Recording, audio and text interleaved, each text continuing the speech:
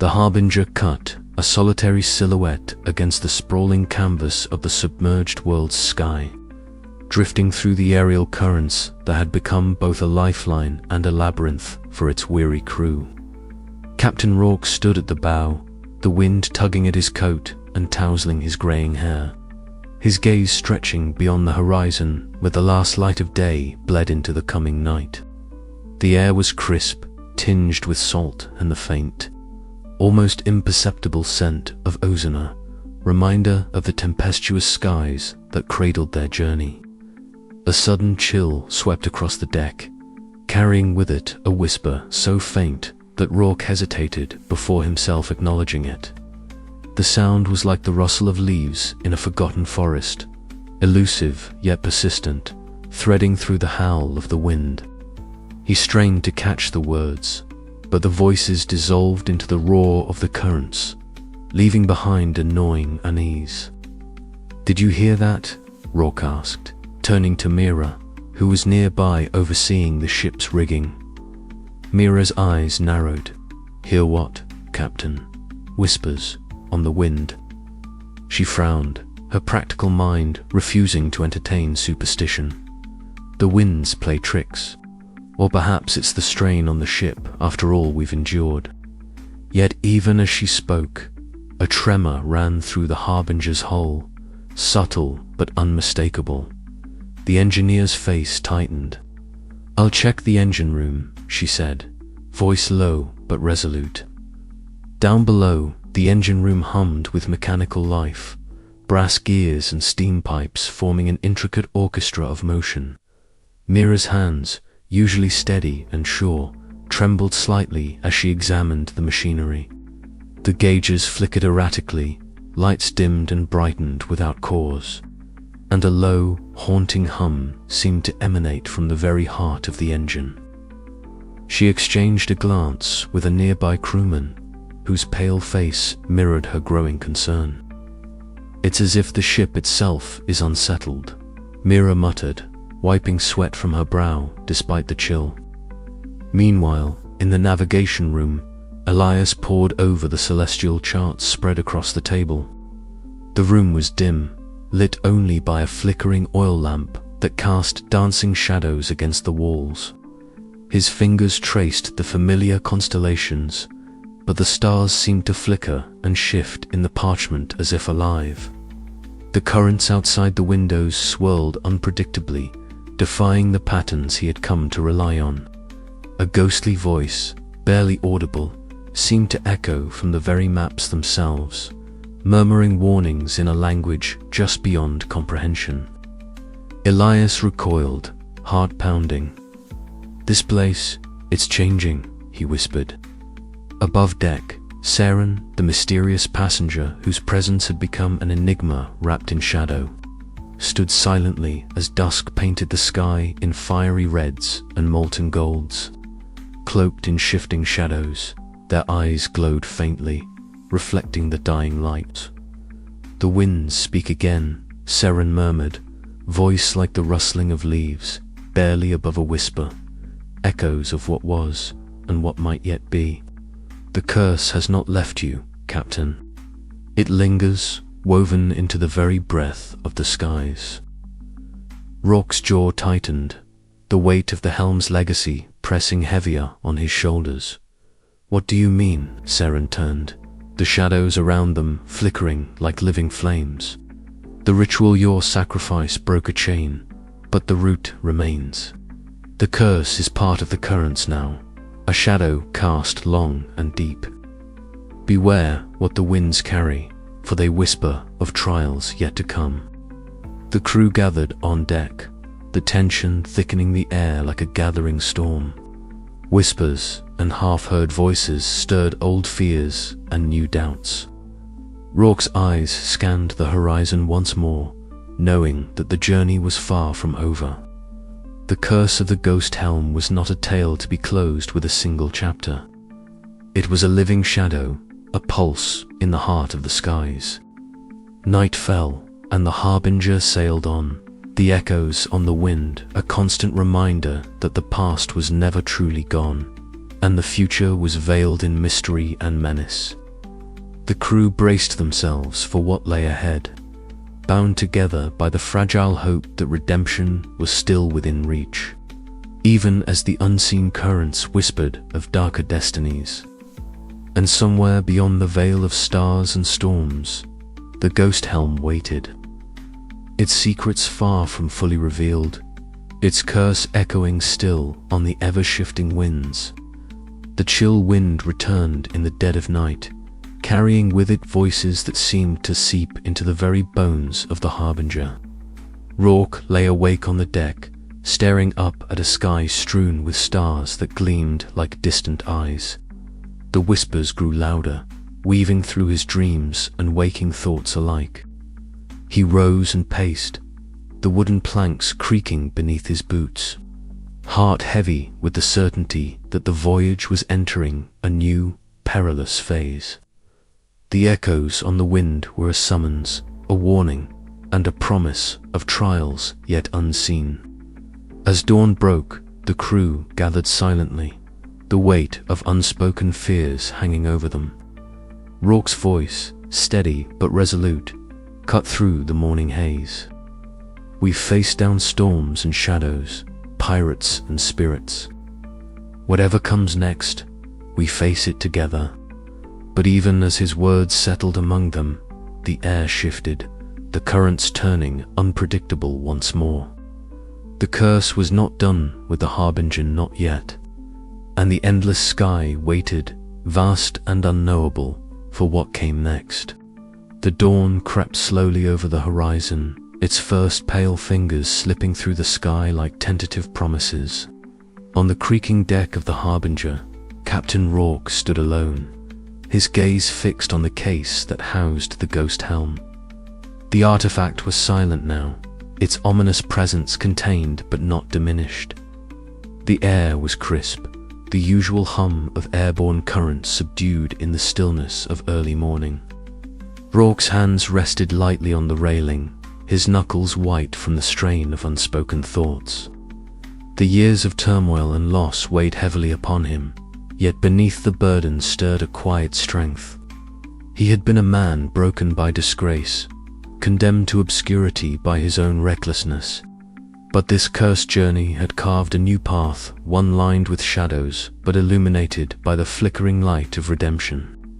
Below deck, the engine room buzzed with the steady rhythm of pistons and gears. Alara moved with practiced precision, her hands steady as she wiped grime from the machinery that kept the Harbinger aloft. Yet her eyes betrayed 1,000 memories, moments when the curse's malevolent grip had tightened, threatening to shatter not just the ship but the fragile unity of their crew. Her loyalty had been tested, her skepticism challenged by forces beyond reason. Now, as the danger had ebbed, a tentative hope blossomed within her chest. She spoke little of it, but her resolve was as unwavering as the steel beneath her fingertips. In the navigation room, Naveen sat hunched over the sprawling charts. His fingers traced the jagged lines of their route to the treacherous currents. The haunted isles, the skies torn by storms conjured from nightmare. Every mark on the parchment was a reminder of failure and survival, of choices made in desperation and moments seized in courage.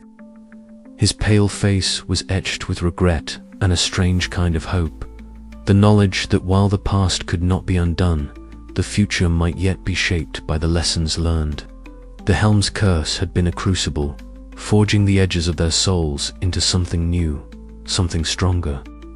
On the quarterdeck, Myra stood apart, her silver hair billowing in the gentle breeze.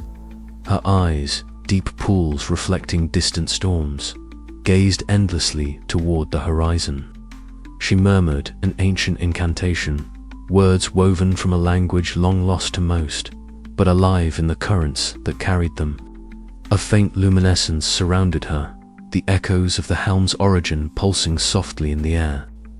Myra's presence was a living bridge between past and present, a reminder that some mysteries lingered beyond mortal understanding. Her connection to the Helm was both a burden and a blessing, a thread linking fate and history. As the sun climbed higher, the crew gathered in the main cabin, the mood contemplative but unspoken bonds palpable. Stories were exchanged of fears faced, sacrifices made, and the strange kinship that had blossomed in adversity. Rourke listened as each voice added a layer to the tale, their personal transformations entwined with the legacy of the ghost Helm. The artifact's curse was not merely a doom to be feared, but a catalyst for change, a force that had reshaped destinies and rewritten the course of the submerged world. In this moment of shared reflection, Rourke felt the full measure of his journey. No longer merely a disgraced captain, he had become a guardian of history and hope, tasked with preserving the truth and warning of the Helm's power. The voyage was over, but the submerged islands would whisper of the Harbinger's passage, of the cursed Helm that carried ruin and redemption in equal measure. And as the skies stretched endlessly before them, the crew prepared to set a new course, one that honored the past but looked bravely toward the future. The ghost Helm's legacy was theirs to carry, a burden and a beacon in equal parts.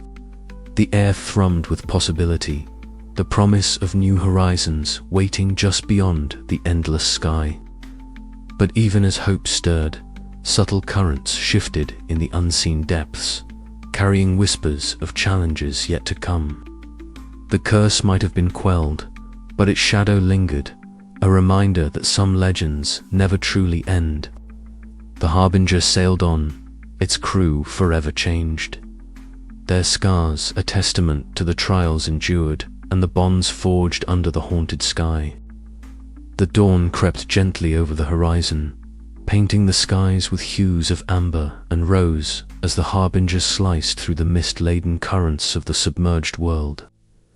Captain Rourke stood at the helm, the weight of countless trials etched into the lines of his weathered face. But beneath them a new light glimmered, one of acceptance and resolve.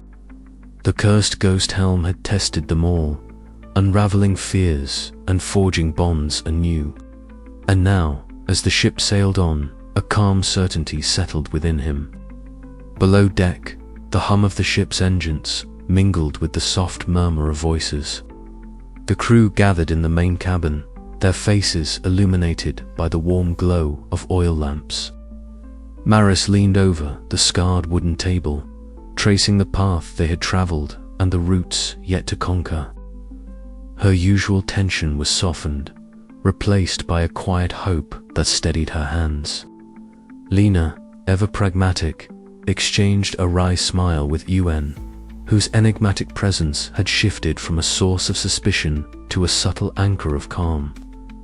"Never thought we'd make it this far," Lena admitted, wiping grime from her hands. "But here we are, against all odds." Rourke nodded, feeling the weight of leadership settle comfortably on his shoulders.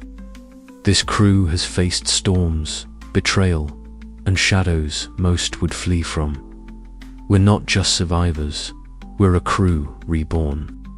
Aaron's gaze lingered on the worn helm placed carefully in the captain's quarters, reminder of the journey's cost and the unknown future. "The winds carry more than just air," they murmured. "They carry stories, legacies, and ours is far from over." Outside, the Harbinger hovered gracefully between islands that rose like emerald spires from the submerged depths. The aerial currents whispered secrets, shifting and swirling in patterns that only those attuned could read. Maris's fingers danced over the maps, plotting courses with renewed precision, while the ship's timbers creaked in harmony with the wind's song. Rourke's thoughts drifted to the faces of those lost and those who remained. Each scar, each victory, had carved a new path forward.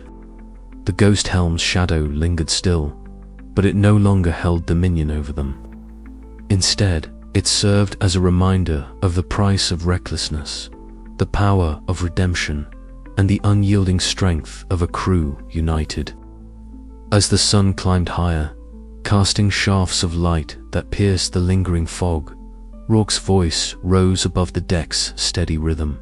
Set a course for the outer isles. There's more to see, more to protect. We sail not just to survive, but to chart a new legend. A cheer rose, tentative but growing, carrying hope across the skies. The Harbinger surged forward, wings spread wide against the currents, ready to embrace whatever awaited beyond the horizon. And in that moment, Captain Rourke knew whatever storms or shadows lay ahead. He and his crew would face them together, bound by trials endured and a future forged in shared resolve. The endless sky beckoned, vast and mysterious, but for the first time in a long while, it was not a realm of fear, it was a canvas for new beginnings. The adventure was far from over. It was only just beginning. The skies above the submerged world stretched wide and tranquil as the Harbinger sailed steadily onward. The gentle hum of the engines mingling with the soft rush of the airborne currents. Golden sunlight filtered through scattered clouds, casting a warm glow over the deck where Captain Rourke stood, eyes scanning the horizon with a mixture of relief and unease. Though the journey with the ghost Helm had passed its most harrowing trials, a restless tension lingered in the air, one that none aboard could quite place. Myra, the ship's keen-eyed navigator, moved with purpose across the deck, her gaze fixed on the shifting patterns of the currents. The air about her was thick with the scent of salt and ozone, a reminder of the vast submerged expanse beneath them. She paused, fingers tightening on the polished brass wheel that controlled the ship's orientation, as her sharp eyes caught subtle aberrations in the wind's flow. "Captain," she called out, voice low but urgent, "the currents are changing. Not natural shifts, but something else, something deliberate." Rourke turned, the weight of command settling more heavily on his shoulders than the weathered coat he wore. "Show me," he said, stepping closer to Myra as she pointed toward a distant bank of clouds, darkening unexpectedly. The air crackled faintly, a prelude to the storm gathering far off, but the anomaly was more than meteorological. It was as if the very sky itself whispered of a coming tempest, one born not of nature but of darker, unseen forces. Below deck, Eliane, the engineer, was bent over her workbench, fingers deftly tightening a bolt on the ship's engine. The rhythmic clinks of her tools punctuated the quiet murmur of the crew preparing for what lay ahead. She had been skeptical of the ghost Helm's curse from the start, but even she could not deny the growing unease that wove through the Harbinger's corridors. Her eyes flicked toward the small communication console where a signal had just come through, a coded message, strange and fragmented. Rourke entered the cramped quarters, the stale scent of oil and metal greeting him. Mira was already there, poring over the message's cryptic symbols. "It's a warning," Myra said grimly. "From the outer isles. Something is gathering beyond the submerged world. A force unlike any we've faced." The captain's jaw tightened. "We've faced curses, pirates, storms conjured by the haunted sea," he mused. "But this is something different. Something that could unravel all we've fought for." Cale, the enigmatic passenger whose motives remained shrouded in mystery, appeared silently in the doorway, his dark eyes reflecting the flickering lamplight. "The currents speak more than winds," he murmured cryptically. "They carry omens. The gathering storm is not just weather, it is a reckoning." The crew assembled on deck as twilight deepened, the sky painted with streaks of crimson and violet. The first low rumbles of thunder echoed distantly, a warning rolling across the air.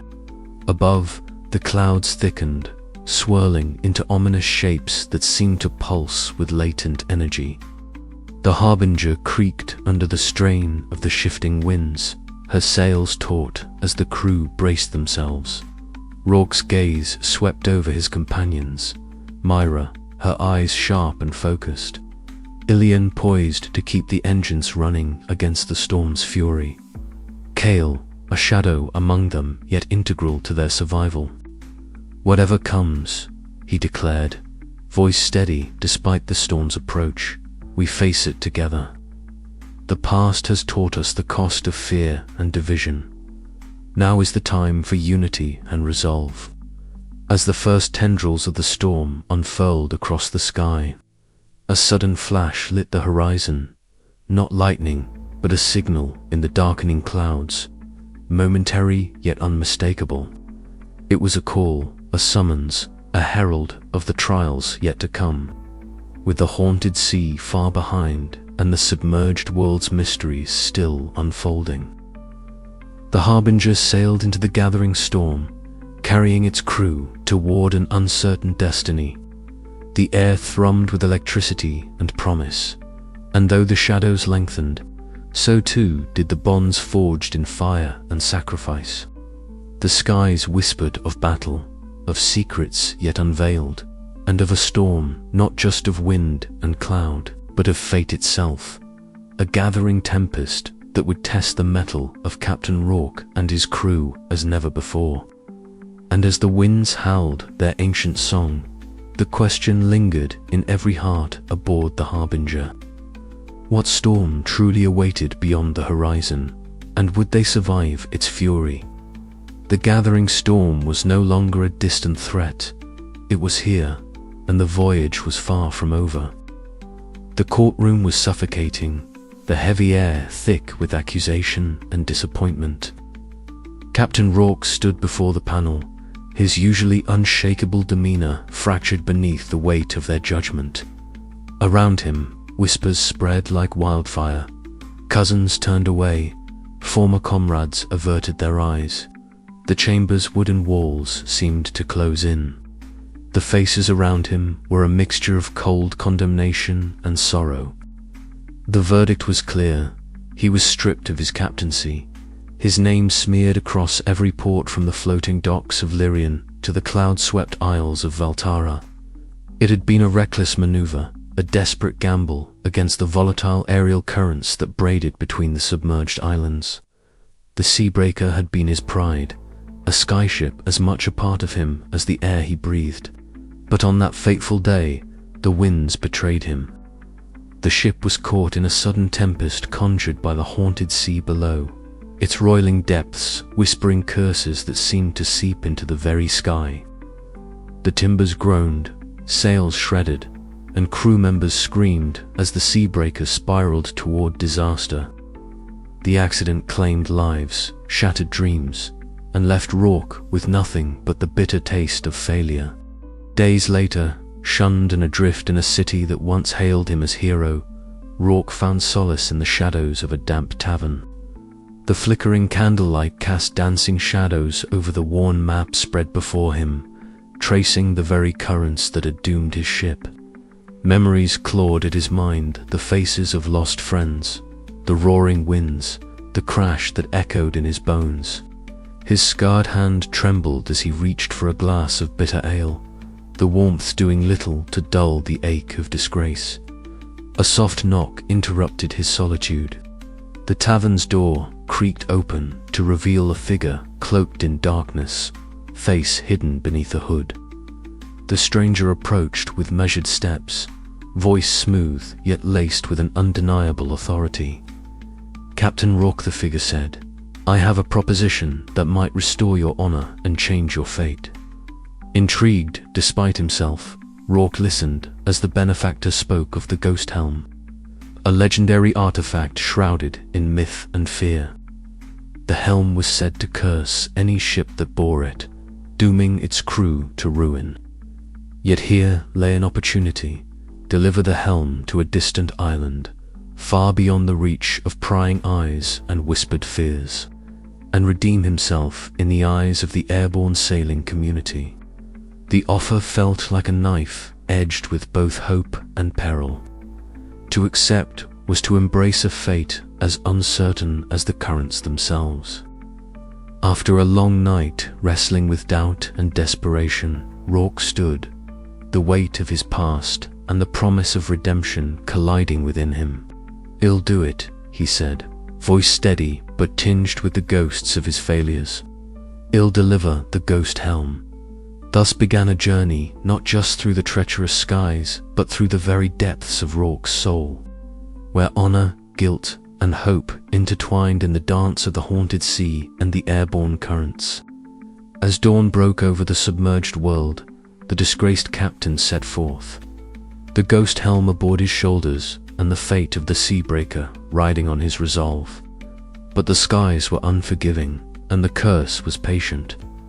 The path ahead promised storms both without and within, and the shadows of the past stirred with the whisper of wings. The floating docks of Lyrian were alive with the clamor of preparations. Rourke's fingers brushed over the weathered wood of the Harbinger, a skyship that bore the scars of many voyages, yet still held the promise of flight. Its sails hung slack in the still air, waiting to catch the currents that would carry them into the unknown. Around him, the crew moved with tentative purpose, eyes wary of their new captain, some haunted by their own ghosts. Among them stood Harlan, once Rourke's trusted first mate, now an emblem of the gulf that the accident had carved between past and present. His gaze was hard but flickered with a reluctant flicker of loyalty. Beside him, others an engineer with sharp eyes and sharper tongue, a navigator whose hands trembled slightly, a mysterious passenger whose silence spoke volumes. Each brought their own shadows to the voyage. Rourke inhaled deeply, the salt-tinged air filling his lungs, and glanced skyward. The currents above twisted and churned like living creatures, unpredictable and alive. Somewhere beyond the clouds, the ghost helm waited, its curse lurking like a storm on the horizon. He tightened his grip on the rail, a silent vow forming in his heart. Redemption was a path strewn with peril, but it was the only course left to him. The Harbinger shuddered as the first gust caught its sails, lifting it gently from the dock. The journey had begun. As the ship climbed through the layers of mist and cloud, the submerged world spread out below a labyrinth of islands, sunken ruins, and endless waters that held secrets older than memory. The haunted sea whispered beneath them, and Rourke knew that the greatest storms were yet to come. The course was set. The helm was theirs to bear, and the skies awaited their fate.